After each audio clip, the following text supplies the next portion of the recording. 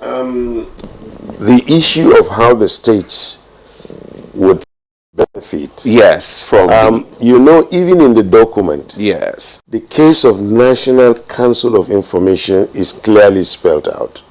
And you know that all the stakeholders made of the Honorable Minister presiding, the Honorable Commissioners of Information, stakeholders in the media, are all members of the National Council on Information. They are charged with the responsibility of formulating policies about information management in this country. And as such, the states cannot be left out. And that is why the state commissioners are members of the council. Okay. Their permanent secretaries and directors of information are members of the technical committee. They look at, you know, the various memos that come from all over, from the states, from the stakeholders. They discuss it. If it is something that is valuable and good for the country, it is acceptable, adopted, and recommended to the councils. Okay. So once those are recommended and adopted, it becomes things that are supposed to, you know, be taken into consideration. So I think I just needed to make that. But also I want you to talk more on the key components of that policy and how will they be implemented? What are the other key components of that? There are strategies for the implementation. For example, these, let's take for example the Nigerian Institute of Public Relations. You know about the categorization where the nomenclature of information officers have now been changed to information and public relations officers. Okay. Then the civil service scheme of service from level 6 up to 17. All these categorization that has been made and formed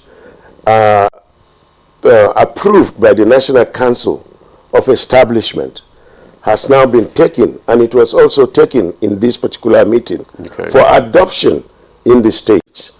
And the states are expected to adopt it, to classify their information officers as information officers, information and public relations officers. Okay. So these are the kind of things that happens whenever councils decides on certain matters, except if there are issues that needs the Federal Executive Council's validation or approval, that it will be taken there and then sent out. And it becomes, you know, the official position. Well, what's the impact of this policy on the media? The impact? Yes. Obviously, is guiding you and telling you that, look, this is the way you are supposed to operate. And as such, you do not just go out yet on some of these things.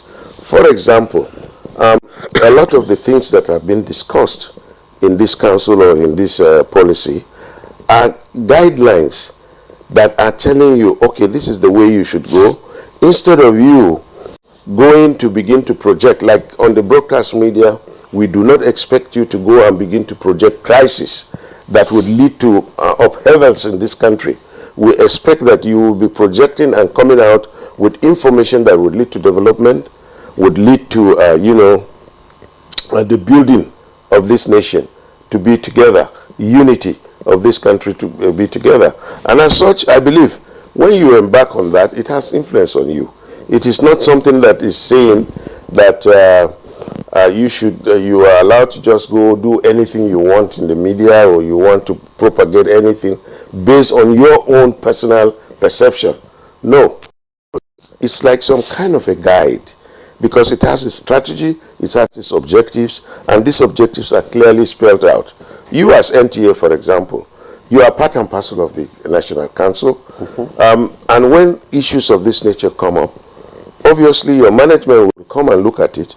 If there are areas that you are deviating or you are not doing anything as expected of you, obviously you have to tell them. But you know, someone in the private media listening to you now would say this is an attempt to They are part of it. They are part of it. They are part of the National Council of Information because they are stakeholders. We are all talking of building this nation. We are talking of, you know, making Nigeria, putting Nigeria out there for people to see Nigeria as a country, not for you to go and begin to paint the country in a very bad light, irrespective of whatever. So if you